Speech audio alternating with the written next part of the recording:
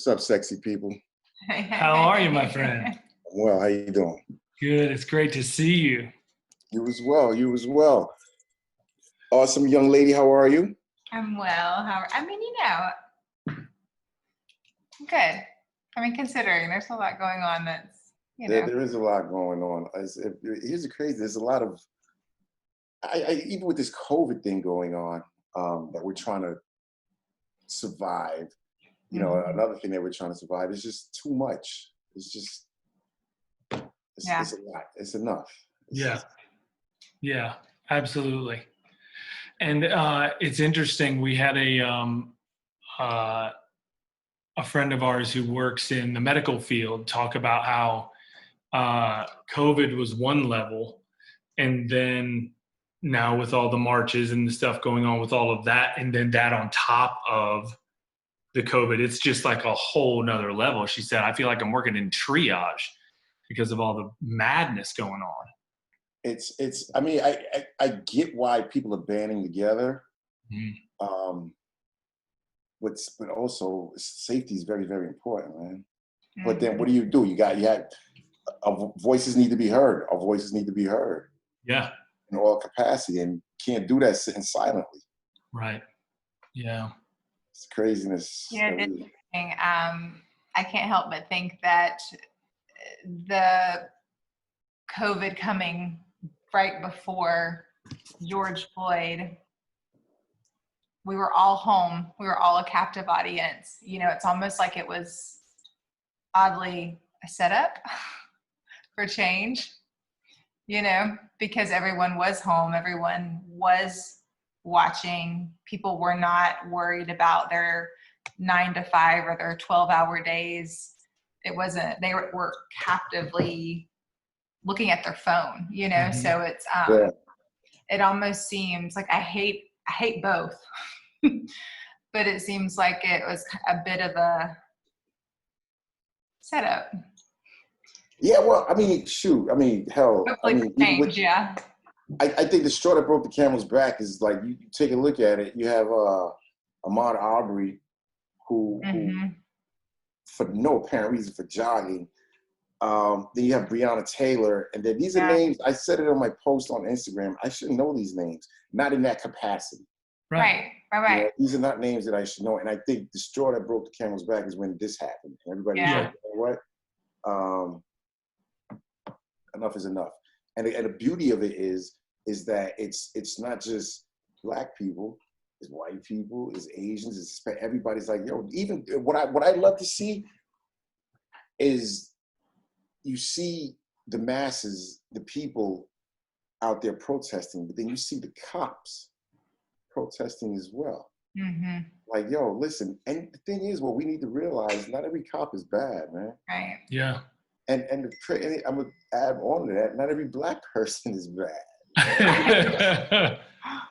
But the sad part is, what happens is one bad apple spoils the bunch. Yeah. So you got one cop who does something wrong, and then people start to think all cops. I have cop friends. Yeah. You know what I mean? I do. And so at the end of the day, it's like, enough, man. Like, I text one of my boys, he's a cop. I said, are you good? Are you okay? Are you safe? He said, man, I'm in Florida. Yeah. He said, I'm on vacation. Send me a screenshot. I said, okay, cool. And it's not like, again, to me, all lives do matter. And I think what we as African Americans are saying is that we need to be inclusive of that. All lives matter. That's going to be the chant, all lives matter. What we're saying is, do not exclude us from that, because we matter. Yeah. Well, and the way that I explained it to a friend of mine who asked about that, it was very innocent in his heart asking me about it. And I said, well, think about this. You're walking through your neighborhood and you see one of your neighbor's houses on fire, and they're standing out front crying and bawling and going crazy. And you're like, and then they're like, man, my house is burning. And you're like, look, all houses matter.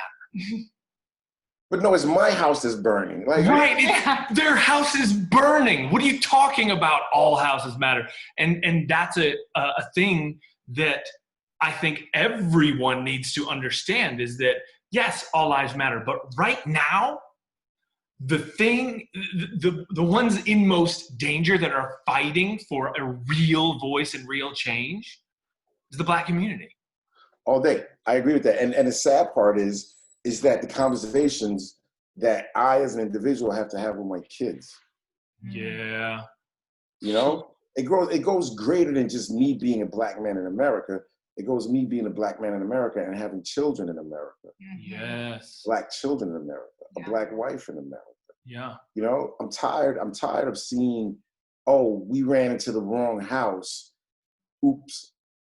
Right. Oh my gosh. What do you mean, oops? You have intel, you got intelligence, you do your homework before you go into someone's home and barge in. A few years ago, they killed a 90-year-old lady, barrage of bullets. Oh.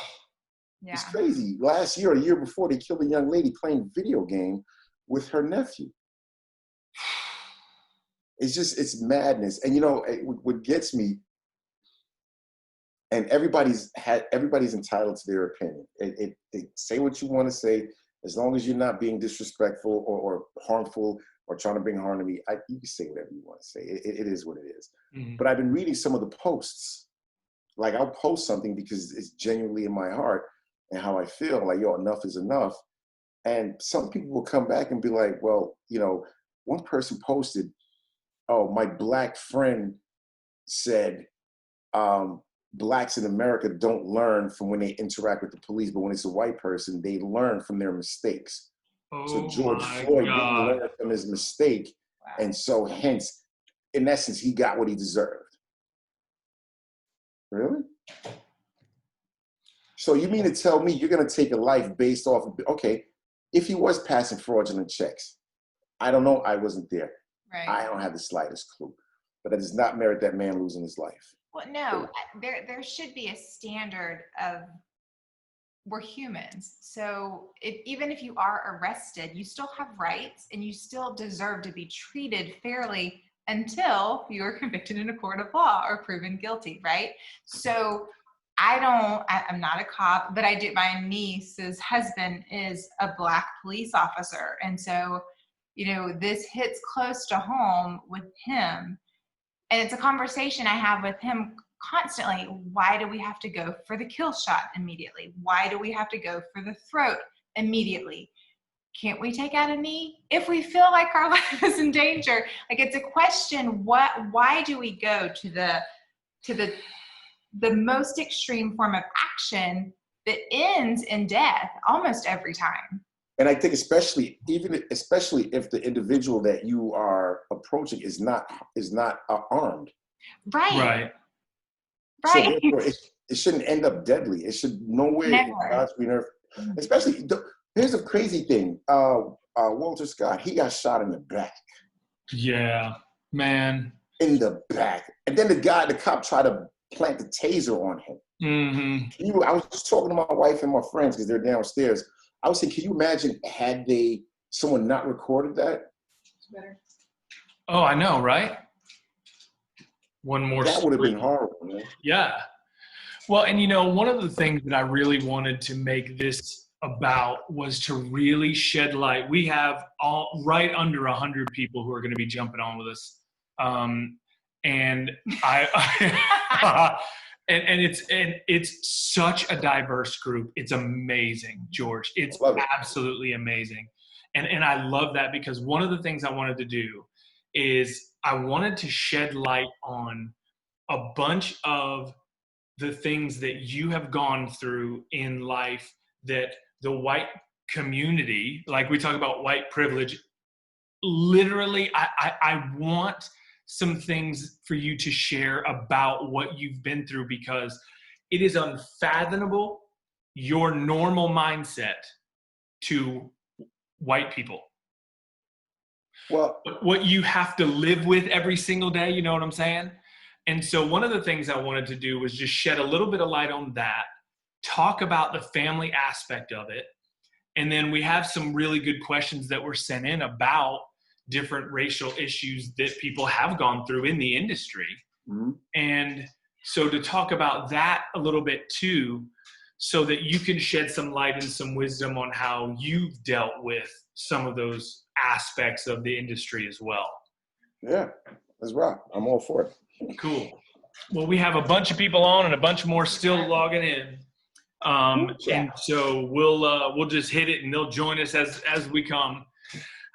So again, man, thank you so much for being with us. I really have felt like this has to be a conversation that we have to have right now. And I appreciate and love the fact that, here's the funny thing.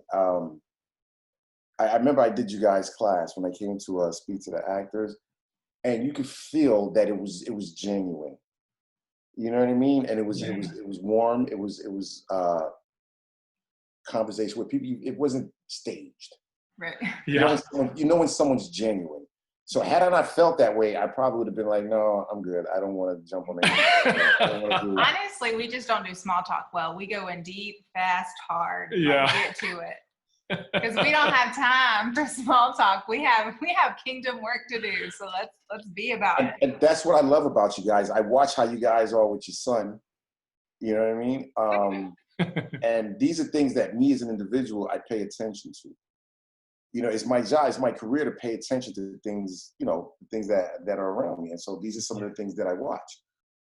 It's funny because let's say an actor comes in to audition for a role, right?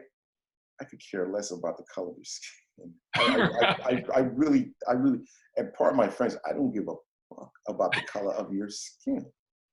To me, it's like, I want the best person for the job. I am not going to hinder you because I feel, oh, well, this person, they shouldn't, because, listen, no.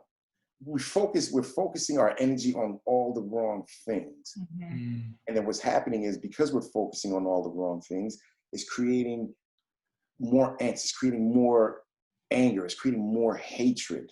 Yeah. Like at this point, I think America is starting to listen. Let me not say America, racist America is starting to listen. Yeah. Because the reality of it is, not every white person in America is racist. Yeah. My cousin, right? He was married to a white female. So I got, my cousins are half white. My brother, matter of fact, my nephew is half white. Mm-hmm. My brother's married to a white female. Yeah. I'm okay with that. That's who he loves. That's who he wants to be with. Listen, you go be with her. Have fun. Great. Just don't call me the N-word behind my back or like that. Yes. But at the end of the day, it's like, and for me, I think it's even crazier because I want to have a conversation with him and be like, how are you guys handling this? Mm-hmm. You know, because you're an interracial couple. How are you handling this? Yeah. How is it in your household, in your life? Like, you're driving and they see you with a white female and they think like, oh, you know, God forbid. Yeah. It's not the world we should be living in, man.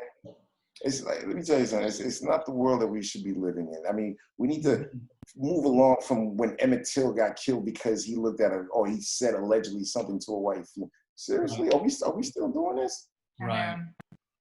Well, we are. That's the point. We are still doing it, and you know. That's what I'm saying. Seriously, we're still doing it. Yeah. Like, you said racist America. Let's get them on board with not being racist. But I even think what we have done, and not to toot our own horns or get an accolade, but we've pressed in deeper to our lives, to our awareness of what the Black experience is. We recently drove to Orlando and for a booking. Florida's working, hallelujah. But there were cops everywhere. And every time I passed one, I told Dave this. I said, I'm not fearful when I see blue lights that I'm going to lose my life. I'm fearful I'm going to get a ticket. And I'll get nervous about getting a ticket. And it hit me that I'm not worried about losing my life. That's not the thing that I think about. And that's privilege. Even though my niece is married to a Black man and we have an interracial child with that marriage, even though I'm Creole, I am African American, French, and Native American Indian. Up my mom's line, I grew up with a family filled with African American people. Even though I have an awareness, like, it's still, I have grown. And I have really, we have really been able to absorb more and have better, deeper conversations about how we can help people, how we can change further, how we can educate and teach our children, which that's our biggest responsibility right now, aside from. Because here's the deal. Racism is not something that's born. Right. It's instilled. Right. It's instilled. It's instilled. Yep. It's instilled. Mm-hmm. So, growing up, you're like, well, that my neighbor, and it doesn't have to be necessarily white on black, black on white, or whatever. Right. But it could be like, oh yeah, they think they're better than us. I don't like them. Right. And so you start looking at them with the air of, why you think you're better than us? Well, and then it just creates animosity, man. Yeah. You get pulled over by a cop. It's funny you say that, Wendy, because when I get pulled over by a cop, I'm like, how is this going to end? How is this going to go? Mm-hmm. And so I've learned to de-escalate situations and not let it go to an extent where I may lose my life. Right. Mm-hmm. So at the end of the day, I'm not going to be belligerent with the cop. Mm-hmm. I'm not going to curse the cop out. I don't know what that individual went on that day. Look, listen, maybe they had an argument with whoever. They had to sleep on the couch. Boys, I don't know. But listen, I'm not about to be a statistic on your behalf. Yeah. Well, and let me ask you this, because a friend of mine told me this, and it was so interesting. When he's 6'6", 200 pounds, used to play basketball. He said one of the things that he does is he prepares. Every time he gets in the car, he prepares. He has this little thing up on his dash. He puts his wallet and his phone, easy access. If he gets pulled over, he immediately turns all the lights on in his car, puts everything on the dash, hands on the steering wheel, window down, lights on, making sure he can be seen. And do you take those kinds of precautions, like making sure you're at that heightened level of awareness? I'm aware, but I think when you're living like that, you're consistently putting yourself in a fearful state of mind. Yeah. But at the end of the day, I'm inviting that to happen. Mm-hmm. So I'm a firm believer what you put out in the universe is what you're going to get back. Yeah. So I'm not the type of individual. I'm not going to put my wallet right there on a dashboard thinking, oh, I'm going to get pulled over. Yeah. If I do get pulled over for whatever reason, maybe I failed a signal or stop sign or illegal U-turn, whatever it is, I'll explain to the officer, hey, I'm going to reach. We're going to have a step-by-step play on what's going on right now. Yeah. My hands will be visible. You will see my hands, but I'm going to tell you my next step. Every move that I'm going to make, I am going to explain to you. So that way you are aware, and therefore you have no reason to have your hand on your holster. Right. Because I'm going to talk to you. I am not going to belittle you, because at the end of the day, you got the upper hand. Yeah. That man can't talk. Yeah. Mm-hmm. Yeah. So you've lived in a lot of different places around the country. What has been your experience in whether it's industry, whether it's community, in the different places? Has the racism that you've experienced and the things that you've walked through, has it been pretty much the same everywhere you've been, or has it been heightened in certain areas and in different places? I think it's been, New York is definitely New York. New York was the worst experience. Mm-hmm. I can remember I was 15 years old, right? And it was 4 of us. We were walking back from Wendy's, the fast food restaurant. And we see the cop car behind us, but we're like, whatever, who cares? Like, nobody's doing anything wrong. And so both uniformed cops jump out, and one of them was a rookie. And he pulls his gun out, and he's aiming it at us, telling us to get on the floor and put our hands behind our heads. One of my friends was like, no, I'm not doing it. I had to tell him, yo, just do what they say. Mm-hmm. So finally they say to us, yeah, somebody just committed a robbery and they got away in a white Honda. Yeah, I kind of lost it. I said, we're walking. I said, you're telling us somebody got away in a white Honda, and here we are walking. and you're telling us with bags of Wendy's bags, fast food. I couldn't understand that. Mm-hmm. I just couldn't understand it. Then it's like, yeah, okay, well, don't let us catch you in this area again. Yeah, we'll see you soon. Have a good day. Mm-hmm. Really? Any interaction I've ever had growing up with a police officer, always like, yeah, we know you'll be, yeah, we see you. Well, I had a cop one day, just for no reason, just pull a gun out on us. It happens. But that's not the life that I want for my kids. Yeah. Hence, I know when if I'm approached by a police officer, I'm not, look, hopefully me being in a calm situation and not like saying, what are you stopping me for? I'll ask him why I'm being pulled over, but I'm gonna ask him or her in a respectful manner, what am I being pulled over for? Mm-hmm. I got pulled over, matter of fact, it was my wife and our best friends.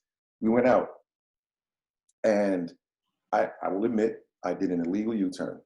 Listen, I was having a good time. Did that illegal U-turn. Next thing you know, I see the blue lights behind me. I said, oh, man. So here's what happens. The cop in the car says, I need you to roll down your windows. Roll down all the windows, because we had 2 passengers in the back. I was in the driver's seat. My wife is on the passenger side. I get why he said, roll down your windows. He's approaching a car with tints. He doesn't know who's in the back. Doesn't know what to expect. So he's got to protect his life. I totally understand that. When he approaches the car, I say to him, I said, officer, I'm not trying to make any excuses, but I said, and I started going, talking. I said, you know what? I guess I am making excuses. He starts laughing. Starts laughing. And the minute he starts laughing, he's like, all right, let's just get your license, man. I give him my license. He comes back. I said, I apologize. I said, I'm wrong. If you decide to give me a ticket, I totally get it. He said, man, have a good night, man. Go enjoy your night. Mm-hmm. Hands down. Yeah. Great. That's what I'm saying. Not every cop is bad. Yeah. And I'm not going to sit here and act like every cop is an a-hole, or they're gunning, or they want to harm people. Yeah. There are cops out there who really genuinely care and want to help people. Now, I got another story where a cop pulled me over on 78 just because he was going real slow, so I passed him to get off the exit. He pulls me over, throws me in the back of the squad car, and tells me this is not my truck. I said, that's my name right there. You got my license. Held me back there for 15 minutes. Because why did they assume it was your truck? That's so strange. He just wanted to bust my chops. Mm-hmm. Because he felt disrespected because I passed him on an expressway. Mm. Really? Because I passed you? So you want to punk me because I passed you? That's abuse of power. Yeah. That's total abuse of power. Why would you do that? Abuse of power because of an ego. And here's the crazy part. It was a black cop. Mm. I'm just saying. So talk to us a little bit from the family man side. As a father, how do you teach your kids? How do you talk to your kids about yes, what's going on now, but also raising them to be powerful, strong, level-minded, balanced, wise, smart, functioning as who they're called to be? How do you do that? How do you teach them right now at all ages? For me, is leading by example. Mm-hmm. Basically, see what I do, because if they see me doing contrary to that, then they're gonna pick. The kids absorb. Mm-hmm. Yeah, they're like sponges. So if they see me doing something wrong, they're probably gonna think that's the correct way to do it. Mm. So, and then conversation upon conversation upon conversation upon conversations is consistently had. Like we had a little, like I like to call a town meeting, where we sat on my deck and we let the kids vent. Mm-hmm. We let them express their views. And you meant to ask you what they said, what they're feeling. Yeah, they were very opposed. They were not opposed to the protest, but they were opposed to the looting. Mm. They felt it was wrong. They felt like, hey man, you're not genuinely representing somebody by going to steal. Mm-hmm. Because here's the deal. You can loot the targets of the world all day. You're not going to hurt them. You can burn down 4 or 5 targets. You are not going to hurt them. You want to hurt them? You go to the headquarters. Mm. I'm not promoting that, but stop this meaningless looting and burning, and you're talking about in the name of. No, you're not. No, you're not. You're doing it in the name of yourself. You're not doing it for all the right reasons. You're doing it for the wrong reasons. So at the end of the day, you want to rally in front of the precincts. Mm. You know, speak the truth. Let them know, look, enough is enough. You know, one of my posts was, hey, officers, I want you to imagine, because the thing now is like, say their name. And, you know, the thing is like, oh, I was killed by yada, yada. I said, I want you to imagine your name posted right there. And I want you to imagine your family mourning. And I want you to imagine your family never getting justice or finding your, you know what I mean? Things of that nature. And I think the minute society and racist America starts doing that and think, like Ahmaud Arbery should have never lost his life. Right. At all. At all. And the sad part is Breonna Taylor should have never lost his life. Apparently the people that they were looking for were already in jail. Right. How do you not know that? Yeah. Nobody stopped to check? You didn't run the names? You were just gung-ho, ready to go? You would think that you would double, triple, quadruple check that stuff. It's like when you're building a house and you're measuring Right. to cut a piece of wood, right? Mm-hmm. You cut once, but you got to measure 8 times Yep.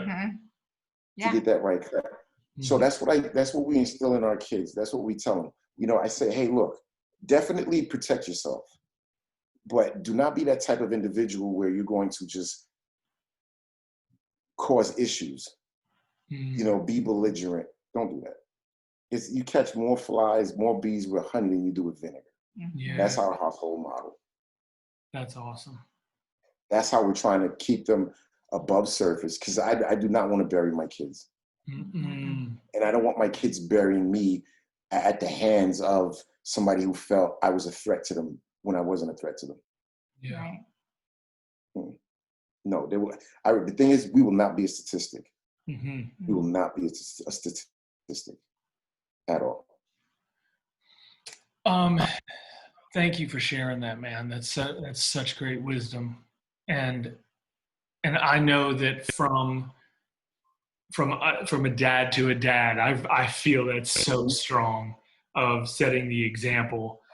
She looked at me hilariously because our kids do absorb. I saw her look at you. I was like, ooh. Can I break the ice so everybody can have a laugh real quick? Oh no. So we were watching TV, all the family. Liam said, we were watching something, I don't even know, but he goes, that's fucking awesome. Or what did he say? Mm-hmm. Something like that. He used the F word, which perfectly, by the way. Perfectly. Now mind you. Look, and what do? You can't like. But listen, I had been trying to teach this sweet, sweet, precious, passionate boy of mine letters. What is the sound an A makes? Singing, flipping, dancing, making up songs, trying to help him. My boy cannot remember what the sound of an A is, but he can accurately use the F word from hearing his also very passionate father be very passionate in his reactions to certain things. Oh man. Well, you know, like my youngest is 13, my eldest is 26, right? So every so often, you know, especially when they're during school time, it's a lot on the kids. And Liam is much younger. Liam is not even 10 yet. He's 4. He's 4. So we got Stella 9 and Liam 4. 4. But you already know Liam is Liam is like that take charge guy. Yeah. Liam, that's Liam. I've met Liam, okay? Yeah. And so we will allow them to vent. Mm-hmm, that's good. And if they want to say whatever they want to, look, you got like 5 minutes, go on and vent. Good. I'm like, okay. I said, ooh. What? How you feel? Like what? You know, like I want people to understand. I want the world to understand that I want the same thing that you want for your kids. I want the same thing you want for yourself. Mm-hmm. I don't want anything different. I want the happy life. I want to wake up and not have to look over my shoulder wondering, is this going to be the day? Like, I don't want that. Right. I want to work around my house. I want to mow my lawn. I love doing stuff like that. I want to build on my house. I want to do things like that. Like I burn my grass. Here's the funny thing. right? I got Bermuda grass, right? And so my dumb ass decides, oh, because the grass goes dormant during a certain time, right? And then it comes back. And so I saw some green some weeds. So I didn't like the weeds or whatever. So I saw online, if you get grass killer, you can spray it on dormant Bermuda grass. Oh no. Guys, don't ever do that. Now, fast forward, grass is starting to grow in certain areas. Certain areas is like, nah, homeboy, not happening. Not happening, not happening. No, you are not gonna have grass here. And so I was like, what the? So I had to go to Home Depot, right? Get grass seed, get dirt, and I'm telling you, I'm out there with my tiller. Oh my God. And but now, my neighbors were making fun of me. My wife is like, there you go again with that damn grass. You messing up every year, some shit with the grass. You messing up the grass. Yesterday, she came to me, she's like, baby, your grass look good. Your grass. You had to work that grass, but it looked right. Look, listen. Anything you put your heart to, that you're passionate about, you will succeed in it. Right. Mm-hmm. You will very much succeed in it. Hence, a lot of African Americans, a lot of Blacks, we are passionate about equal rights. Mm-hmm. Mm-hmm. You know what I mean? Like, so at the end of the day, it's going to happen. It's not negotiable. Yeah. Yeah. It's not something that we need to negotiate. Mm-mm. You know? And what a lot of people don't realize, that 1969 Act, where to allow Blacks to vote, they still have to reenact that to vote on it, to allow Blacks to vote. Right. It's crazy. Yeah. Mm-hmm. So you mean to tell me you got to sit in the panel where you say, okay, let's pass this law again where we allow the Blacks to vote? Mm-hmm. No, I should be able to, again, it goes back to Black Lives Matter. All lives matter, yes. But until Black lives are recognized and you show that it matters, then you're not saying all lives matter. Yeah. Right. Because had all lives matter, the countless names that we've been reciting over these weeks, people will not be reciting. Right. From the Philando Castillo to the Sean Bells, to the Michael Griffins, to the Yusef Hawkins, to the Rodney Kings, to the Aubreys, to the Sandra Blands, to all of them, to the Breonna Taylors. So you mean to tell me you're saying all lives matter? No, clearly it does not. Right. Because when you approach us with anger. Why are you so mad? Why? You know what? Stella asked me a very important question, because this is one of her favorite warriors in history is Harriet Tubman. And so this is a subject matter that is not new in our home. And she asked this very simple question. It's the one thing I love about kids. She was like, who said that one race was better than the other? Who said that? Like, who put that idea in someone's head and it carried on to this? Like, she couldn't fathom it. Couldn't even imagine. Why? But why? And who? Because it doesn't make sense. You know, we have a lot of friends who are African American, and she sees that. She's around them. They're in our home. And, you know, I hate that I even have to say I have Black people in my home, but my children are around them and their family, but it's also who I grew up with. Yeah. So they only know love, and we don't teach hate in our home on any level for any reason. And so it's so hard for her to fathom, like, that someone would be the beauty of it, treated. You know, if you go back, like I saw this recent post on a dad talking to his son, and he had a picture up. When the top one, it was like four different pictures. Top right, top left, it was two Black boys. I mean, a Black boy, white boy, and then a Black girl. You know.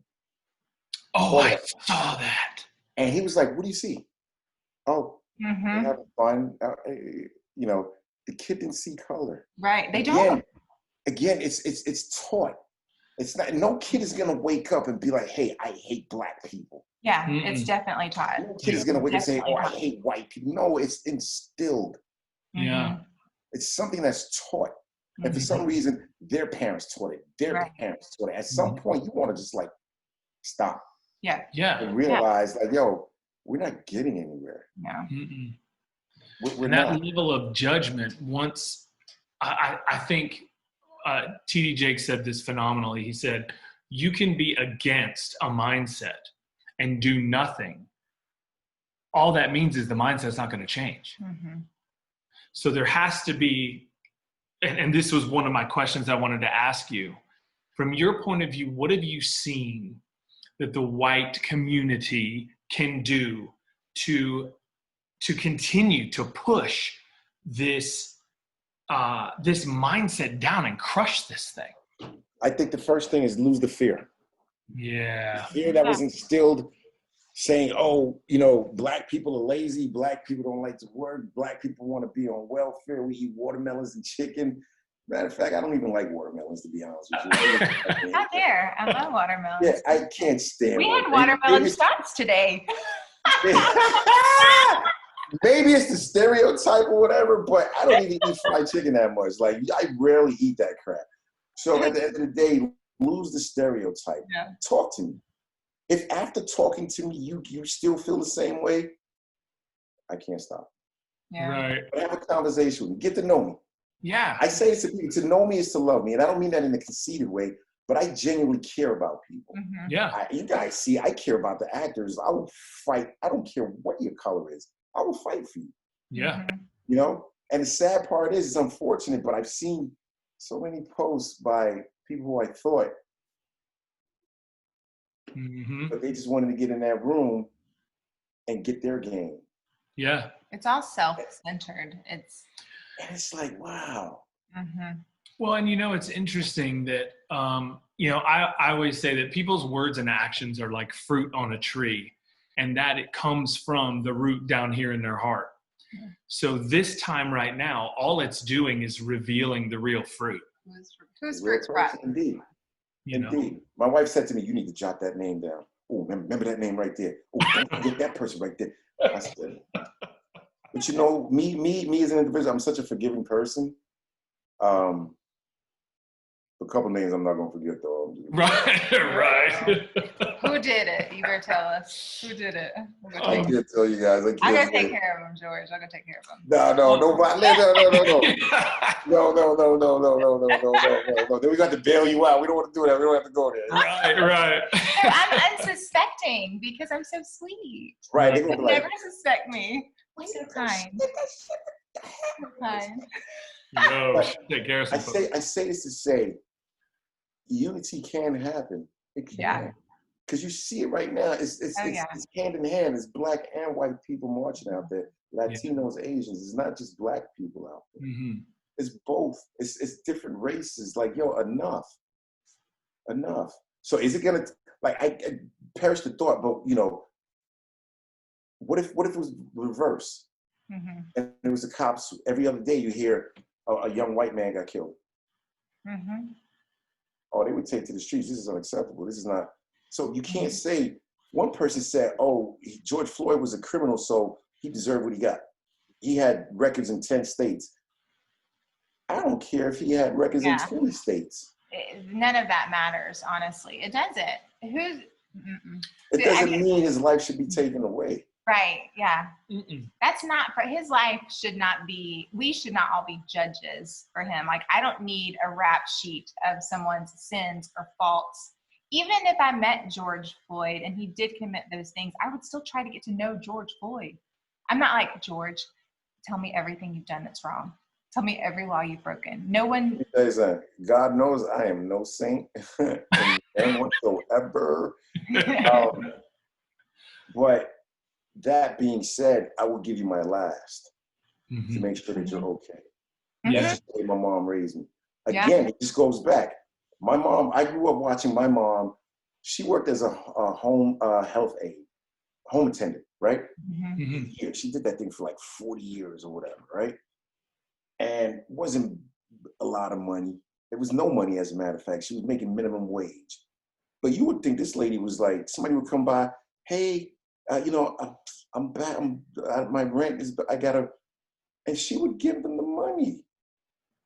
And then she would like invite people over to dinner. She would purposely cook extra food so that way when people came over, they can have food to eat. She would send money because my parents are from Haiti. And so she would send money back home for the really, really less fortunate. And so that's instilled into me. Yeah. So every year I give her X amount of dollars. I say, here, do what you got to do. And when I tell you that, it makes her cry. Mm-hmm. She's like, out of all my kids, you're the only one who really understood what I'm trying to do. It's like basically being your brother's keeper. I can't say I'm my brother's keeper and not look out for you or take care of you because you're a different color. Right. Because cut you open, cut me open, it's going to be the same color blood leaking through. Yeah. It's really simple. I mean, for those who are believers out there, God gave a list of things that was the commandments that said like, hey, do these things and you know, you'll if you abide by this, you'll have a good life. But there's one thing that I require, and that's to love your neighbor as yourself. And that is a very important point, is how much hate do you have for self that you can extend love to your neighbor. We as a country, as a world, have such a hard time loving. We can't do it well on so many levels. Like it's harder to hate. It's like, worse. Like, you know what I mean? It's like it's easier to smile. You use less muscles to smile. You use more muscles to frown. I'd rather smile. I guess I'm 44 years old. I'm at a point, and I thank God that I made it to 44. But I'm at a point in my life where I'm like, yo, enough is enough, man. Yeah. I don't want to wake up the next morning and be like, oh my God, another one? We got to add this one to the list. No. Yeah. How do you feel the entertainment industry in Atlanta? Do you feel that racism is present there? Do you feel we're better than some areas? Do you feel we're worse? Yeah, you know what? What's the climate in your opinion? I don't know. The entertainment industry has embraced me, has been so giving to me. I am where I am because of that. You know, I had to, and if there ever was a point where there was, I won it over and didn't allow it to hold me down. Yeah. You know, because the funny thing is, when I was younger, I had this myth. Well, no, I had this thought. And I kept saying, oh, the white man's trying to hold me down. White man's trying to hold me down. The white man is trying to hold me down. I got this glass ceiling above me. They're not trying to let me rise. And my brother kind of educated me. He was like, man, listen, the only person that can hold you down is you. You want something in life? Go get it. Go get it. Yeah. Go get it. Nothing is going to stop you. And if he ever sees this video, I make way much more money than my brother, by the way. And he has degrees upon degrees upon degrees upon degrees. Patrick, I love you. I love you. I love you. But thank you for those words that you instilled in me, because it's working. Catapulted. But those are the things that I instill in my kids. Don't ever feel there is a glass ceiling holding you down. The only individual that can hold you down is you. I say to my kids, if you're going to become a sanitation worker, you better be the best damn sanitation worker there is. I don't care. You want to be a nurse, you better be the most top-notch nurse where you get reviews. They're looking at you. They revere you. They love you. Okay? You want to be a judge? Be the greatest judge. Whatever it is that you decide to do in life, be super great at it. Yeah. You know? Yeah. Love what you do. My thing is, Wendy goes back to, if you love what you do, love. Yeah. If you love what you do, it's going to love you back. Yeah. When I first started in this industry, I didn't know anything about dollars that was supposed to be made. None of that. I didn't know rates. I didn't know anything. Listen, I would work for free just to try to get, as a PA, I was making like $100 a day. Oh, wow. If they allowed me to work a full week, that was like $500. Right. And you were like, yes. I'm like, ooh, yes. Yes. But here's how God works. If you're truthful, if you're faithful, if you believe in what you do and you respect and you love people, then he's going to bless you in multitudes. So now it's like I have a quote.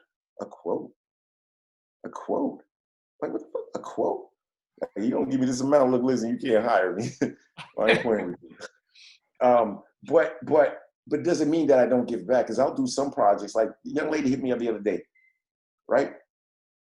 And she's doing a PSA. She's like, George, this is all we have. I'll tell you what the rate was. She said, all I have is $600. Oh. Casting. I said, oh, okay. and you want celebrity, right? But then in my heart, I was just like, you know what? You got to pay it forward. Mm-hmm. When you pay it forward, you get greater blessings. Yeah. And so I was talking to my wife. I said, you know what, man? I think I'm gonna just tell her, just pay me half, man. Like, just whatever. Like, not even do it. So I emailed her after I did what I had to do. I said, you know what? Just pay me half of that. Don't worry about it. Mm. And when I tell you, she was so thankful. Mm-hmm. Because guess what? You never know what her career might lead to. Right. Yeah. I'm not saying I did it because of that, because my heart moved me, because she was so passionate about it. It was about mental health. She was so passionate about it. Plus, I have no income coming in, so that $300 kind of worked out a little Right. bit. Hello, somebody. Yeah. Yeah. We're not going to tell it no. Listen, I ain't gonna say like you keep everything, but it kind of worked out. And so at the end of the day, it was just like, you have to pay it for. You have to give back. Mm-hmm. You have to give back. Look, if you guys would have hit me up and be like, hey man, I'm working on this project. We really would love you to help out. It's a community. If I say we're in a community and we all say we're in a community, because it takes a community to raise a child. Mm-hmm. One person can't do it. Yeah. I see your kid. If we were neighbors and I see your kid outside doing the wrong thing, I'm gonna say, hey, whoa, Liam. Get him. Liam, I know you're gonna be like, you might use that F word again, but Right. You better listen to Uncle George. He gonna get you. Get you right underneath that armpit. F word again, but you can't do that. And that's the thing. We have to instill in them, in ourselves, like, hey, you know what? It's okay. As long as I'm not harming you, as long as I'm not trying to bring you harm or like hurt, like just, it's okay. Mm-hmm. You know, like love conquers all. I truly believe that. Oh, for And sure. had that officer had some decency in him, had any kind of compassion in him, that man would not be dead right now, man. Oh, he clearly made a choice. Yeah. And you could see that not only in his physicality, but if you looked long enough into his eyes, He didn't care. he made a very clear choice about what he was going to do. He didn't care. To him, it was like, and this is what is pissing off the Black community, is that you hear the man gasping for air. He's telling you he can't breathe. We should, after Eric Garner, we should have never heard I can't breathe again in life. That is 100% truth. At all. But at this point, the man said, I can't breathe. To the point where you had your neck, you had your knee on his neck for more than 8 minutes. Really? Not even just the knee on the neck, George, because I'm a science brain. You had 2 other humans on the other bodily organs and no way to push up off to release. So everything is being crushed in an airway. Like, you know, if you put a knee on the neck, you're closing the airway. You're closing the airway. You know, out of all of this, I saw something beautiful. And it's crazy that I'm saying I saw something beautiful, but I saw it on Instagram where a young African-American Black girl had her hands up like this, right? She's knelt down, and the white cop pushes her to the ground. This Black cop, Yes, I saw that. wigged out and followed him, wigged out. I saw something else where, and it hurt me, man, because my mom is 86 years old. It was an elderly white man. Yes. 70-something years old. No. And he didn't fall. They pushed him. They pushed him. He They ricocheted shoved him back. to the ground. I'm like, really? He bleeding, and they walked past. Not one stopped. Not one. So, like to me, that's my point. My point is police brutality is wrong on all fronts. Yes. everything. That old man should not have been pushed like that. He should not have been pushed like that. Mm-mm. Like there's another video on a guy, he ran a stop sign. I don't know whatever. They need to detain him. I get it. Whatever you got to do, you got to detain him. But then the grandmother comes out, and the grandmother's with a cane. No, don't hurt my baby. Don't hurt they push this lady. This lady's 90 years old. Mm-hmm. You push her to the ground. So you mean to tell me, is that how you're going to treat your grandmother? Is that how you want me to treat your grandmother? Right. Here's the deal. I don't want to walk around in the back of my head like I can't trust any white person. I don't want that. I don't want that. That's not realistic. Right. I don't want that. I don't want the back of my mind, oh, I got to be fearful. Oh, I got to be you know, I got to arm myself because I think you're going to hurt me. Mm-hmm. No, I don't want that life. I don't want that life for me. I don't want that life for my kids. I want to be able to go outside and be like, hey, man, it's cool. Hey, how was your day? You good? Hey, Miss Betty, you good? Hey, Jay, you good? Cool. You need your lawnmower? Oh, hey, Jayla, go mow her lawn. Go mow her lawn. That's what I want. Mm-hmm. That's the type of life that I want. I'm not out here robbing people. I'm not out here selling drugs. I'm not out here doing drugs. I'm not doing any of that stuff. I have an honest living. I'm putting my kids through college. I have, you know, trying to build for retirement, so I can go 6 months here and then 6 months back here and enjoy life. Yeah. And enjoy life. I'm not coming up with a grand scheme on how I'm going to kill somebody. Mm-hmm. Right. It's just so whatever it is that they have, racist America, the racist people in America have in their minds that when they see me, they see a threat. Right. Mm-hmm. I need you to stop thinking that. Mm-hmm. I need you to stop looking at me as if you see a threat. Yeah, I got tattoos. I love my tattoos. My tattoos all mean something. And hell, when we get back to being able to do it, I'm gonna get some more. But you'll notice I do have a lot of tattoos. What you'll notice is it's never gonna go past here, and it's never gonna go past here. Mm-hmm. Because I got a funny story. I went to this is when I was doing extras casting. I went to apply for a Disney position, right, for a project they were doing here. Went with the shirt and tie, cool. Mind you, I had sleeves and all that. And they hired me. And so next day when I'm in the production office, I got a t-shirt on. And the producer was like, oh man, I didn't know you had so many tattoos. No. I said, oh yeah, I wasn't gonna come to the interview like that, wearing, you know, showing all my tattoos. I probably wouldn't have got the job, you know. When I tell you, she looked at me, she was like, okay. But she knew what I was talking about. Mm-hmm. Yeah. Because sometimes perception, Yeah. the way people perceive people, they think they're a threat, or they think like, oh, no, I'm not going to, it's not gonna work out. No. Mm-hmm. No. So, I mean, I think, you know, like I told my son, I better not catch you walking around anywhere with your pants sagging down. You better have a belt on at all times. I don't want to see that. I don't want to see your ass cheeks. I don't want to see your underwear. I don't want to see any of that. Pull your pants up. Look, listen, I grew up in the era where you wore your pants hanging down. That was not cool. I grew up in the 90s, you know, in Brooklyn, New York. Like right. Right. Not do that. And so those are certain things that we instill in him, like how you carry yourself is how people are going to perceive you. Mm. You know, so you might see the tattoos, but once you get to speaking with me, you get to conversing, you're like, oh, that motherfucker ain't so bad after all. He's all right. He's okay. Well, give a little bit of wisdom in this area. We had two separate people email this question for you. Mm-hmm. How do you personally, as well as teaching your kids, deal with the rage and the anger when you see this stuff going on? How do you deal with it and then continue to function in that level of grace, peace, and wisdom when it seems like, the way she put it is, when it seems it keeps to be mounting? How do you function in that space of dealing with it and then going back to a place of grace and wisdom and peace? I cry. Mm. Literally. And then I pray.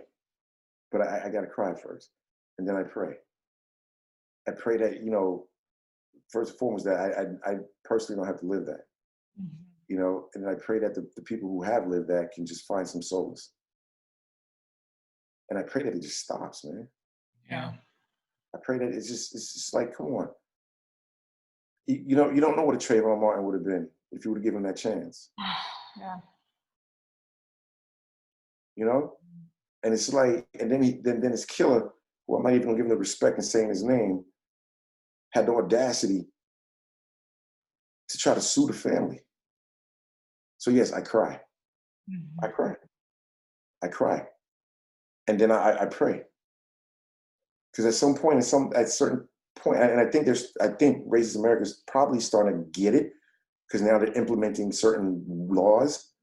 Or if a cop sees something wrong, they need to report it or get involved.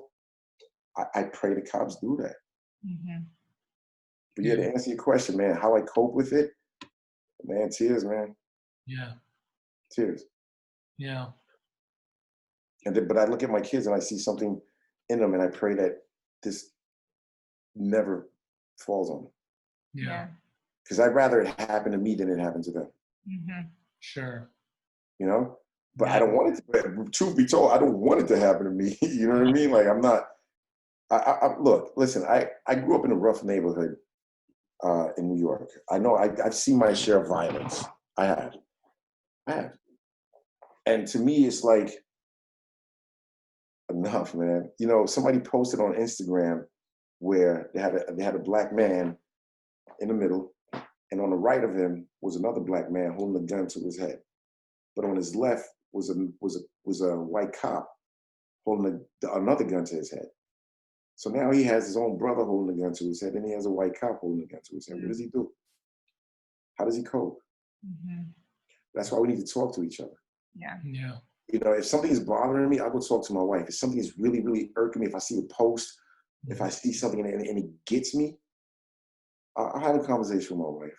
Because, you know, our better halves are smarter than us. You know that, Dave, right? They're way smarter than us. I'll say it right now. God made Adam, and then he was like, oh, shoot, he's not going to survive. Let me get Eve real quick. Right. Like, listen, yeah, you know, but let's not forget he was kind of the reason why we ain't going to go there. You open up that door. I gave you your accolades. Why did you open up the door? You opened up Pandora's box. Yeah, on behalf of Eve, I do apologize.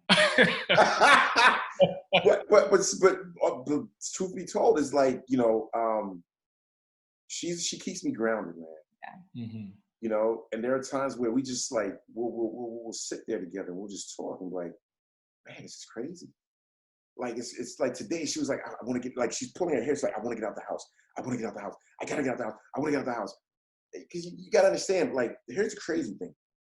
We've been under quarantine for so long right now, right? And then you have these senseless killings happening. Yeah. People are agitated. Mm-hmm. So they're taking out their frustration from being quarantined. Mm-hmm. They're taking out their frustration for another killing happening. And they're just like an injustice. Enough is enough. Sad part is the DA's office decided to give George Floyd's killer third-degree manslaughter. Mm-hmm. Right? Which carries what, 10 or 12 years? Yeah. Because of the autopsy that they did. Thank God that George Floyd's family did an additional autopsy, and they found out, no, it was asphyxiation, ooh, say that word fast, Mm-hmm. that caused his death. And so now they brought it up to second degree. Yeah. Mm-hmm. Like, why did they have to go through that? Like, at the end of the day, why is it your autopsy is different from their autopsy? Yeah. At some point, somebody's lying. Yeah. You know? Again, if you want to say all lives matter, then you should have came back with second degree murder. Hell, first degree murder. Yeah. You know? I mean, second degree, because first degree is what premeditated or whatever. Yeah. But second degree murder. It should have been that. Premeditated. I mean, if you have a bias or an opinion that is negative against a certain race, wouldn't that put you at a level to something? That, and also if the person's telling you they can't breathe and you're still applying pressure, then you're trying to harm them. Yeah. Mm-hmm. You say, I can't breathe. Again, we should have never heard that words come out of anybody's mouth again. Right. Period. Yeah. The sad part is the guy the cop who put the chokehold on Eric Gardner, he recently just got fired. This happened back in 2014. He got fired in 2019. Yeah. It took you 5 years? Yeah. You want him to make enough money to stack up so he can go do something else?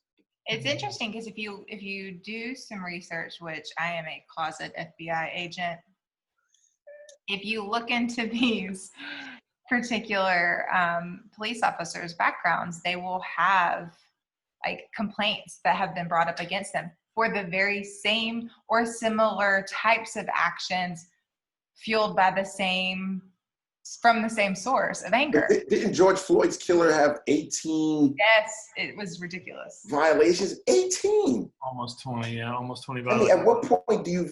So now it took the death of somebody for you to finally start listening. Yeah. Mm-hmm.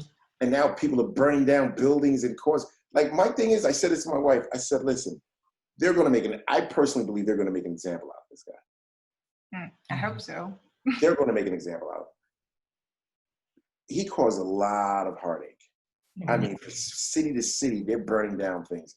50 and it's crazy. Yeah. It's crazy. You know what's even crazier? The young man who did I think it was South Carolina, he killed the people in the church. They were having service or Bible study night or whatever. And he went in there and started shooting them. 9 people died. 9. When he got arrested, the cops took him to Burger King. I gotta laugh. They took him to Burger King to get a meal. Like, who does that? Because they said we didn't know how long he was gonna not be able to eat when we brought him. I don't care. Right. If you don't eat for the next 4 days. Also, he walked to the police car. He wasn't on the ground. There was no pressure applied to his throat. He was Come on, son, let us arrest you. Come on, come here. Hey, would you mind putting your right arm back first and then your left? There you go. Good job. Do I have to? All right, okay. Ridiculous. But it's sad, though. It's sad. Can you guys give me 1 second? Yes. Okay, 1 second. Do it. All the seconds. Slide.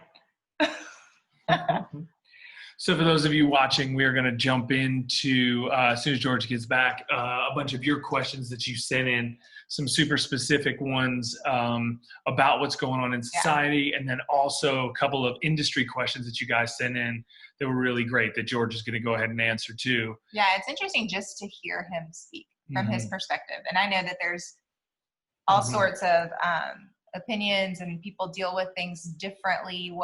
How one man is dealing will differ, or woman, from someone else. But it's I think that's one thing that we have to be doing right now is listening, saying less, having more positive action towards love and freedom and equality, and talking less nonsense. And for all of our white viewers and audience members, I love what George said about start talking, communicate, ask, does this offend you? What is your opinion on this? What do you feel about this and this and this? Hey, I was raised and taught this. Is this a situation that is this right? Is this valid? Like, I don't know where my parents got it, but I always heard them say it. Is this negative? Is it offensive? Is this... Get a conversation started with your Black friends of all ages, because the wisdom that they have and what they go through every single day can literally change your life, because it changes your perspective, your heart condition. You can change the root system of the way that you believe, which will then automatically start changing the fruit of your life, which is your words, your actions, your thoughts. And that's what's most important. Because when you draw the line in the sand saying, this is what I believe, you start raising the bar for everyone else around you and what you believe. There are friends that I no longer am friends with because of their point of view of all of these issues, and that's 100% fine. There are also friends I've talked with who didn't believe the same or didn't think the same. They were raised different. We've talked, and now their minds have changed, and now we're even closer.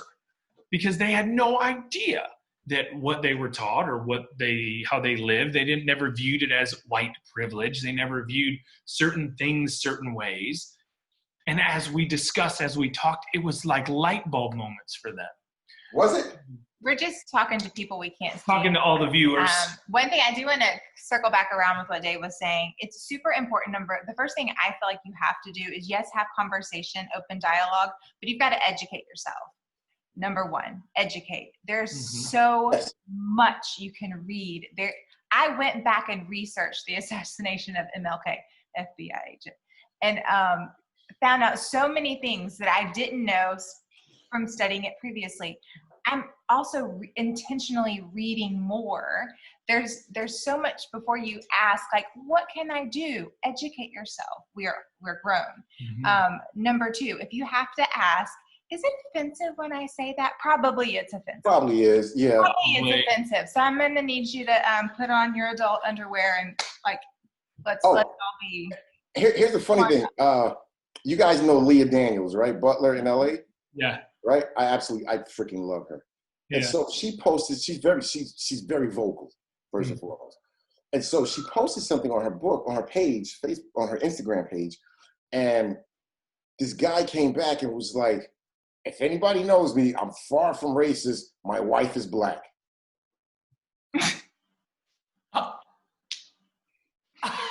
Oh. Dude, the fact that you had to put that disclaimer out there, right, is telling me, like, listen, we already got you happen to like one black person because you getting the booty from her. But don't get it twisted. The fact that you had to say that is just probably suspect. Yeah. Need to know some root issues here. Ask you to pause and check your heart real quick. Yeah. I like to make people feel at ease. You know? Do I have white friends? Yeah, I got white friends. Do I have black friends? Yeah, I got black friends. Yeah. Like, do I have people that I don't like? Yeah. And believe me, they're both black and white. It doesn't matter. Right. Like at the end of the day, you show me respect, you show me love, you treat my peoples right. All good. Hands down. I don't ask for much. Yeah. But I do ask for respect. Yeah. I ask for respect, and I just, like, again, before you peg a stereotype on me, talk to me. Yeah. Talk to me first. Yeah. Because I'll tell you this. I went to pick up my daughter from Florida, right? She spent the summer in Florida. And so we were just talking about this the other day. I was speeding. Listen, I had a feeling I was speeding, but I didn't realize I was speeding. And so this was in Tifton, Georgia. And so the cop was on the overpass, right? I see the lights come on. I said, shit, he coming for me. I pulled over. I didn't wait on him to get behind me. I pulled over. Car was off. No, the car was still running. Put the car in park. I didn't realize how fast I was going. He comes up. He's like this to the car, right? License and registration. I said, okay, cool. My daughter's in the front seat. I said, I'm reaching for my license. It's in the glove, right? I gave him a step-by-step play on what I was going to do, right? By the time it was over, the guy actually smiled or whatever. I said, you still gonna give me a ticket? He said, yeah. I said, yeah, I figured. But at the end of the day, it's how you handle the situation. Yeah. Mm-hmm. Like, I am not gonna be murdered in front of my daughter. I want to be murdered, period. But at the end of the day, I'm not gonna give him that opportunity to be aggressive with me. I'm not gonna do that. Yeah. That's such wisdom. You know what's crazy? I was in DeKalb County. It seems like I get pulled over a lot for some reason. You know, George, I wasn't going to say anything, but because I'm black. But, no, I got pulled over. Here's the crazy thing. I got pulled over in DeKalb County, right? And I didn't have I was rushing. I didn't have my seatbelt on, right? Let me tell you something. The cop that pulled me over was such, I don't even want to downgrade him, but I want to say he was a sweetheart. He was so dope to the point where I wanted him to give me a ticket. Like, he was so kind and genuine. I was like, he gave me the ticket, but he brought it down so much. It was like a $15 ticket or whatever. Yeah. And by the end of our conversation, he's like, man, have a blessed day. Again, not every cop is bad, man. Yeah. I've had some bad interactions with cops where they had me face down on the ground, gun to my head. And I've had interactions with cops where they're like, hey, just slow it down a bit. I got a heavy foot. So it's like, yo, slow it down a bit. You know what I mean? Mm-hmm. Put his seatbelt on. He genuinely cared. He wasn't trying to meet a quota. Yeah. Because if he was, he could have gave me a huge ass ticket. Yeah. So at the end of the day, I say to whoever's listening, whoever's going to pay close attention, I'm not advocating all cops are bad.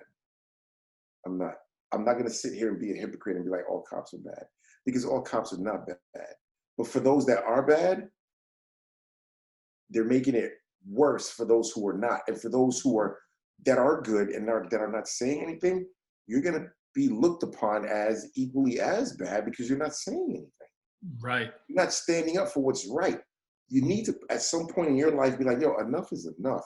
You didn't have to have you, like that cop who said you shouldn't have shoved that young lady when she got her hands up and she's knelt down on the ground, absolutely no threat to you. What point do you have pushing that young lady?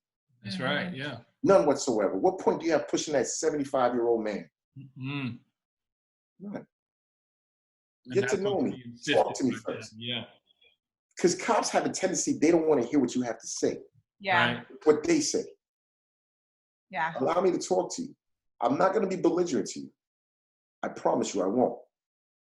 But listen to me is all I'm asking you to do. Listen to what I'm saying. If you listen to what I'm saying, you'll probably be like, okay, I may still have to give you a ticket, but I realize you're not that type of individual. Right. Man, that's so great, man. Thank you for sharing that. That's such wisdom. We have a couple of specific questions I wanted to hit because I think they're really, really good questions that a couple people sent in. We had a couple people talk about the stereotypes that are in the industry and how the internal decision that they have to make. And there's a couple of different examples.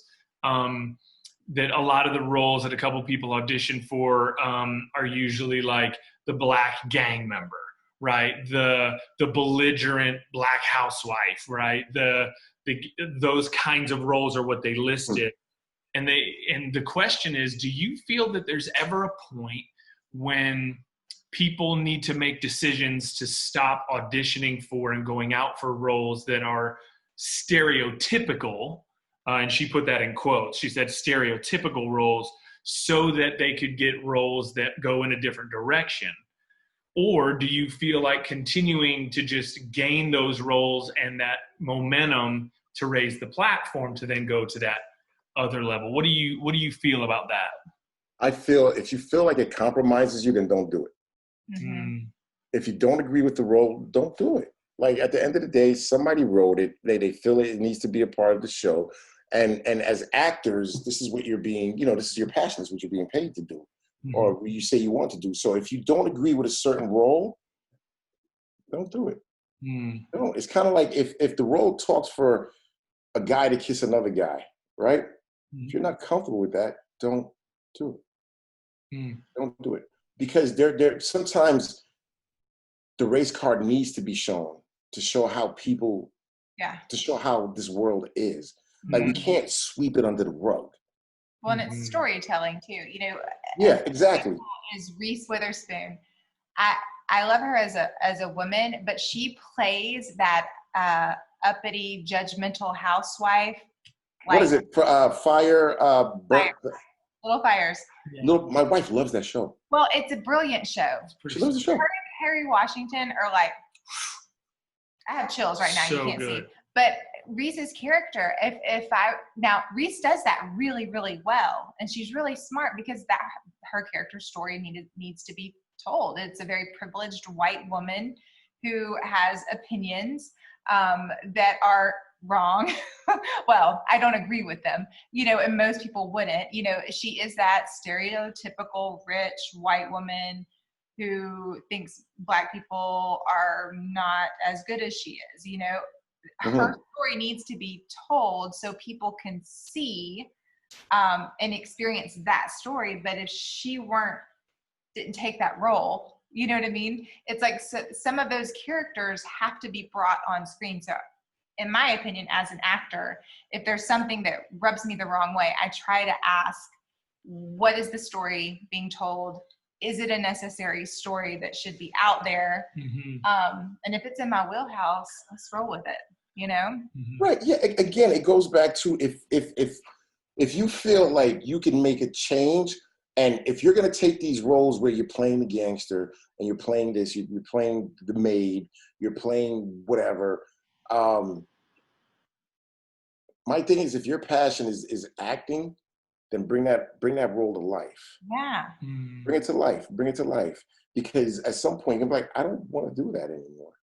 But if you're just starting out and you're like, hey, I don't want to do it, that might be a conversation you want to have with yourself and with your agent, and be like, hey, I don't want to be submitted for certain roles. Because this creative world that we live in, this is a very artistic world that we live in and what we're doing for a living. And it's choices. Like, I'll give you a prime example. There's a young man his name is Mike Bless, and we were shooting American Soul, right? And he was playing the hitman. He was a thug. A lot of people felt they had to play the thug. I tell you, the man played it so nonchalant, calm, cool, collective, lit the cigarette up, smoking a cigarette while he talked to the other guy, and he's just having a conversation. Because what a lot of people don't realize is, if you're gonna be loud and belligerent, you're not instilling fear in me. Mm. But if you're calm, cool, and collective with the situation, I'm kind of like, yo, why are you so calm? Yes. Right. There's something off about you. Yeah. So for those roles where you feel, oh, they got me playing the thug, I don't know if you guys ever seen Sons of Anarchy. Mm-hmm. I bought a motorcycle behind that show. And Harold Perrineau played a thug. He was a big-time drug dealer, but he wore a suit every day. Mm-hmm. Yeah. He never raised his voice. He was just calm, cool, and collected. So that stereotype, oh, I got to be that, this is not the 90s. Just stop overacting. Mm-hmm. If you get an opportunity to get on that platform and do what it is that you love to do, do it. Mm-hmm. Go. So And hopefully, as far as creativity, I think, like exactly what you're saying, if you feel like, oh, I don't want to play the stereotypical, then don't play the stereotypical. Bring your version of that character to life, and it's your door. Guess what? You're going to walk right through it. change my mind about the way this character is perceived. Right. Yeah. That's the job. It's that we're not supposed to like read lines off a paper and be robots and I'll come and give you the same audition. Like, do you get bored seeing the same version, just different human? Like, what's the point in being an actor if you're not creating? You know what I love is when an actor comes in and I say, wow, you're a breath of fresh air. Mm-hmm. You are a breath of fresh air, because they will come in and I was like, I wasn't expecting that. Mm-hmm. And they will do a wonderful job. I see you guys is getting dark over there. It's getting dark over here too. I was looking out your window. But yeah, that's my thing. Like, own it, own the role. Yeah. Stop looking at it as a stereotypical role. Mm-hmm. If you're gonna play the maid role, play the shady maid role. Like, yo, Oh yeah. You know what I'm saying? Like, bring some value to it. Yeah. Yeah. Stop thinking like, oh, they want me to do this. Mm-hmm. Yeah. Yeah. I looked up on IMDb Pro when I first started off. Ben Affleck played an extra. I think he got like $30. I don't know why he put that on his IMDb, but I think it's so motivational. Yeah. That he did do that. Because now clearly he gets way more money than that. You know what I mean? But at the end of the day, everybody wants it now. Mm-hmm. Everybody's like, oh, I gotta have it now. You're not going to have it now. Yeah. You're not. Hell, it took Jesus 3 days to raise from the grave. So listen, you're not gonna have it now. It's not gonna happen in an hour. Yeah. And this is good training ground. Like, nobody is saying you have to audition. As an actor, you don't have to say yes to the audition just because someone asked you to audition. It's up to you. But I think it's important to say, okay, if you have convictions and you don't agree, then just respectfully decline. Just bow down, bow out. Be like, hey, I don't want to do that. I don't think that's for me. Okay, cool. Can I ask you a question? And you just tell me truthfully what you do. Because this is, I think some actors think that you sit there and know, like, if me, Wendy, if you ask me to audition and do you, one, even know that if I decline it, two, if I do decline it, are you sitting there formulating opinions about me declining it? I move on. Thank you. I literally move. Because here's the deal. I'm not. You have a reason why you did that. You know, you're not gonna want every role. It's just not realistic. You know, you may feel that role is just not for you, and I get it. I respect you for saying that. But don't waste my time auditioning. You do a phenomenal job. Now I want to hire you, and you're like, oh well, I didn't want to say no because I didn't want to offend the casting director. Oh. People pleasing. Oh. Did you really just say that? Did you really waste my time? I had that done. Right, and now you got to redo it. And so I'm like, you mother. So that's when George really thinks of you guys, when you audition for something because you feel like you have to. You don't have to. What do you think about the content creation level or opportunities of people making their own content, subjects that they want to talk about, they want to tell, and where it could go here in Atlanta? Because the exact question was, is it worth it to go forward, in your opinion, with creating their own content and building whatever they can possibly build, doing it themselves? I am a firm believer in, and I'm gonna show off my bald head a little bit. I am a firm believer in creating your own content. And the reason why I say that, when I first started off in this industry, I didn't know where I was gonna go. Started off as an intern, then became a PA, didn't like being a PA. And so I was like, I started writing. I created my own, wrote 4 short films, and a few of the people who were in those short films later went on, became series regulars on some good shows or whatever. And so for those who were saying, should I create? Oh, by all means, create your own content. Mm-hmm. Look, if you really want to look at it, Adam Sandler created his own content, beginning Quentin Tarantino, even Tyler Perry. Yeah. So you look at those individuals and what they've done and how they created their own content and where they're at now in their careers. It's kind of like, I think it's a no-brainer. I think you should create your own content. Well, it's good for your craft. It's awesome for your craft. You get to learn all aspects. Yeah. If it's producing, writing, directing, everything. Yeah. And here's a question that I always ask people when they say, well, but Tyler Perry's Tyler Perry. I mean, and here's what I ask them. I say, do you have a place to live right now? And they're like, yeah. So, well, then you're a step ahead of him when he started doing his stuff, because he's living in his car. Yeah. So if you live in his car and he is where he is today, where could you be? Because you got a house already. And you're complaining, talking about, I don't know. Listen, go create your own content. Yeah. Also, we don't complaining. You want to do it? Go do it. Stop talking about it. Stop. Right. Don't talk about it. Be about it. Be about it. Yes. Sorry. Respectfully, guys. Yeah. So last question, and then we'll let you get back to the fam and friends. On 2 levels, industry and life, society, what's going on right now.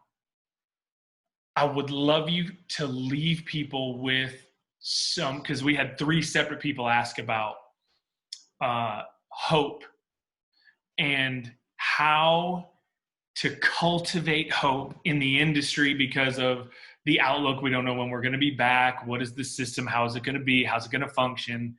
And then also hope in everything going on in society right now, how you personally, and how you could leave us with some nuggets on hope, how to live a life right now, preparing in hope for both industry and everyday life with what's going on. Well, first and foremost, I think every day we wake up and we're still breathing, we should be thankful. Yeah. A day above ground is a blessing. Yeah. But how are you going to utilize that day above ground? Mm-hmm. Are you taking this time out now to really master your craft? Or are you just waiting for it to come back and you're going to come back with the same values you had before? Yeah. So right now, there's a lot of things are shut down. A few things here and there are probably happening. But how are we as individuals, including myself, how am I going to be a better casting director when my shows come back? And we have shows lined up. It's just a matter of them coming back or starting up. How am I going to be a better servant, a better person, a better tool to help the actors and the agents of the world in getting the best person for this role? But how are you as an actor going to be, or as an individual, going to be better for when I want you to audition? Because the auditioning processes are going to be different now. More than likely it's going to be via Zoom, And so with that being said, are you still going to half-ass it, or are you going to go full throttle? So again, words of wisdom would be, take this time out to better yourself, whether it's through meditation, whether it's through you taping yourself and going back and critiquing yourself, whether it's you know, if you have, like you guys are both actors. Are you just picking up an old script and just seeing if you can make it happen and bring that character to life? And staying relevant, because it's kind of like an individual who used to bodybuild, but then he just stops and expects his muscles to remain the same. Right. It's not going to happen. That's never going to happen. So you got to keep working out that muscle. You have to. You have to keep working it out, and you got to keep becoming a better you. And I think right now, as individuals, with all this downtime that we have, when we come back, we should be the greatest. Oh. Yeah. We should be a greater us.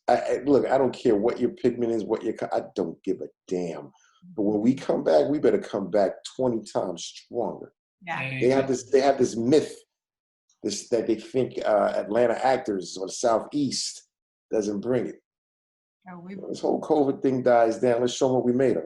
Yeah. Show them what we're capable of. Because we did a show called Ambitions, right?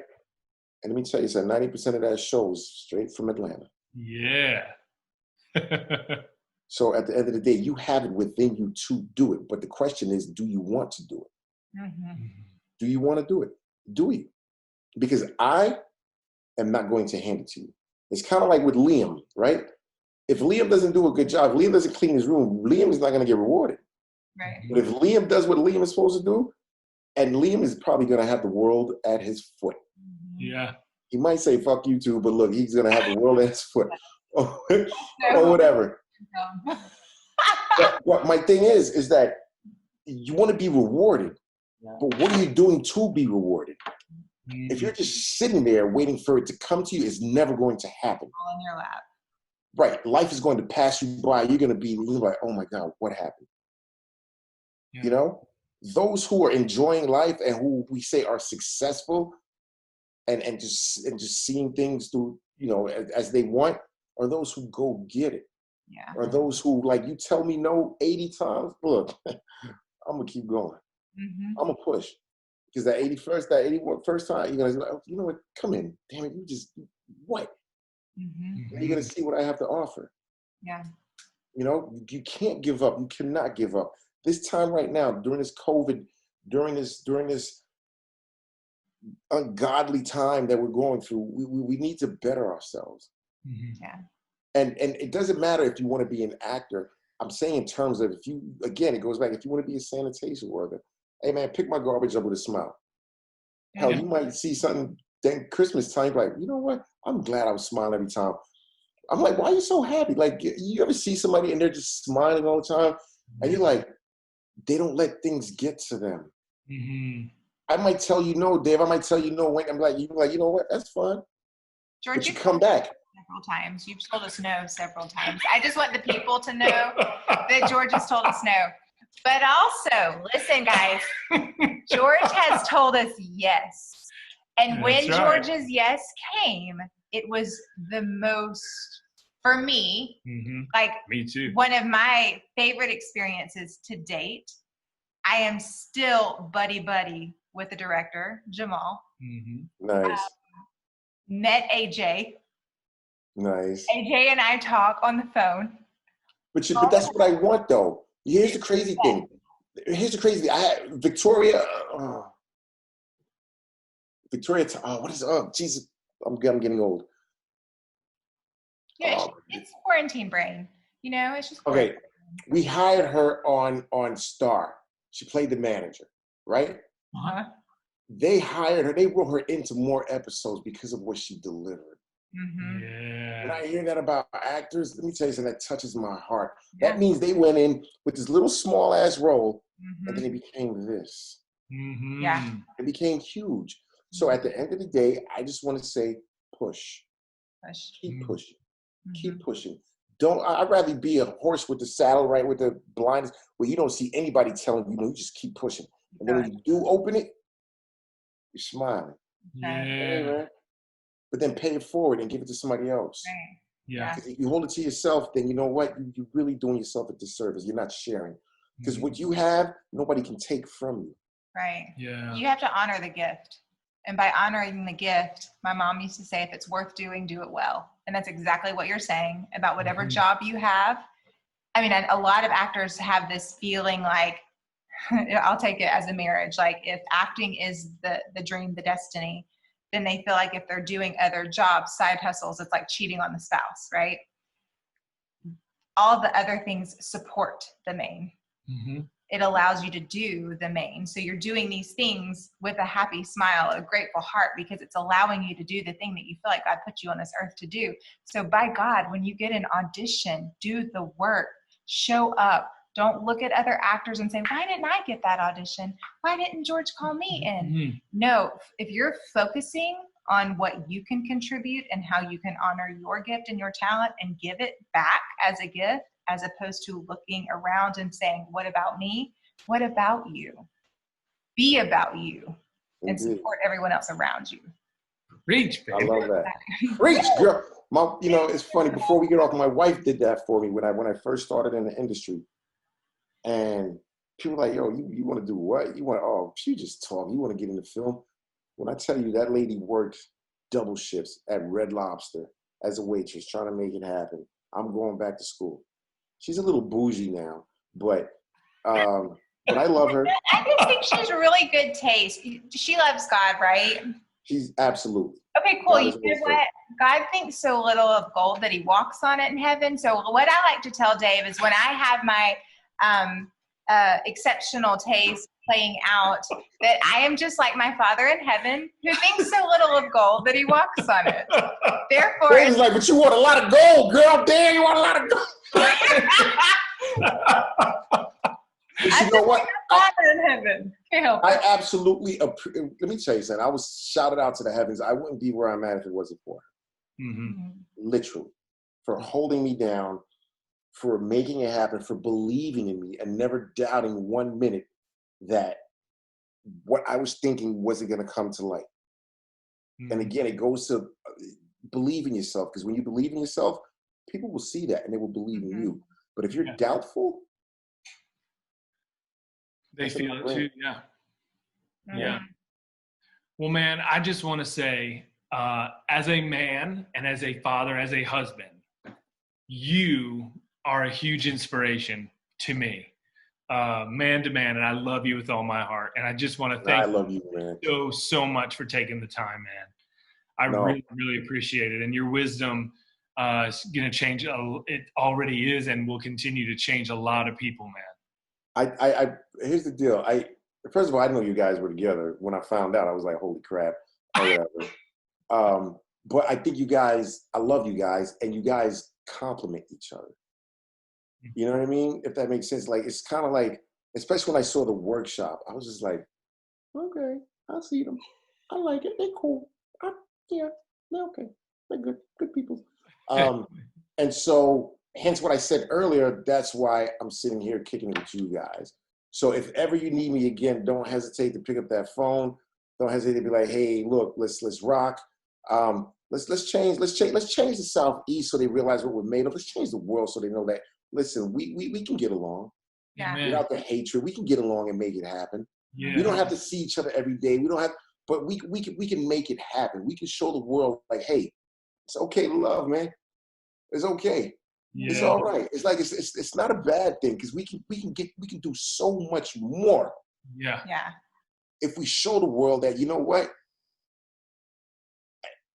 I love this guy. I love her. I don't care about their color. Yeah. Yeah. It's okay. Like, don't look at me as, oh, he's black.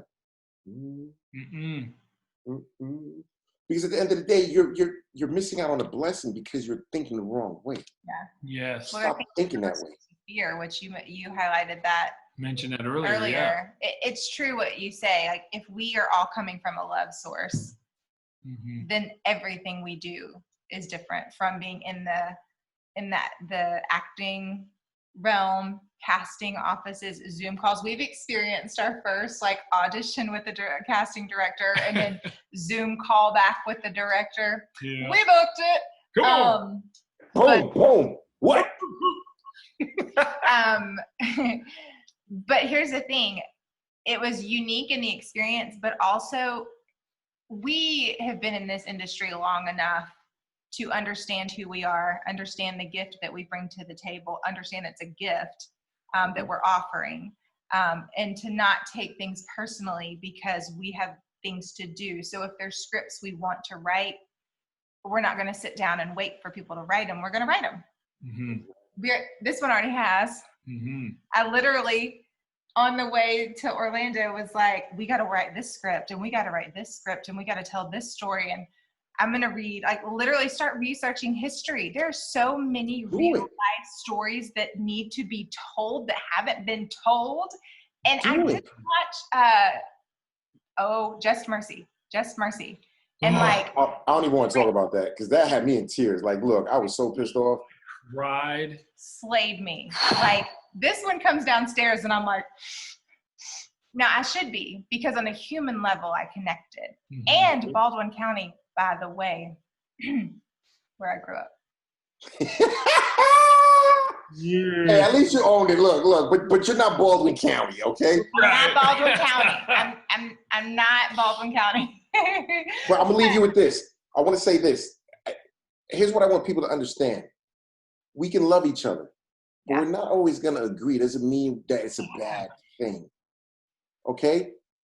I promise you, it's okay if we disagree. It doesn't mean that I hate you. It's just I just don't agree with the hell you just said. Right. But it doesn't mean I'm trying to kill you. I want you dead. No, that is not the case. Yeah.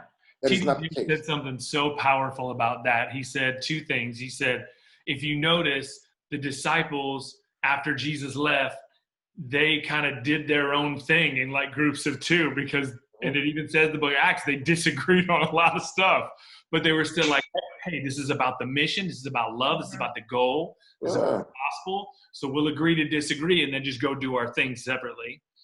And then, when Jesus was here, one of the things he prayed was, he said, God, you've made them all different, but I pray they become one in heart and one in mind, as you and I are one in heart and one in mind. So if the focus is love and the focus is our mission and our passion, we could disagree on whatever, but let's just change the world. Let's go. Exactly. Let's make it a better place. We're not going to agree on everything, but we will agree on one thing, that's love. We're all going to agree on that. We may not agree on politics. We may not agree, but look, at the end of the day, I don't have the energy to hate. Right. I can focus my energy on greater things. There's so much that I want to accomplish in this life. Me hating is going to focus my energy on things, and I won't get to accomplish what I want. I'm not doing that. Yeah. I refuse to do that. Me too, man. Me too. Well, my friend, I love you. It's so great to see you. I love you guys. Thank you so much for your time, man. If you need anything, give us a shout too. We'll be talking soon and collaborating on some stuff. All right, brother. You guys have an awesome night, all right? You too. Love you, man. All right, guys. Oh, it was Virginia Kirby. That's what I was talking about. It was Virginia Kirby. She just thank you, Virginia, for sending me that text. I fucking love that lady. That's awesome. Also, please tell your wife thank you, because she had to, I will. You had to all right, guys. Be with us. Yeah, man. All right. Love you so much. Take care. All right, guys.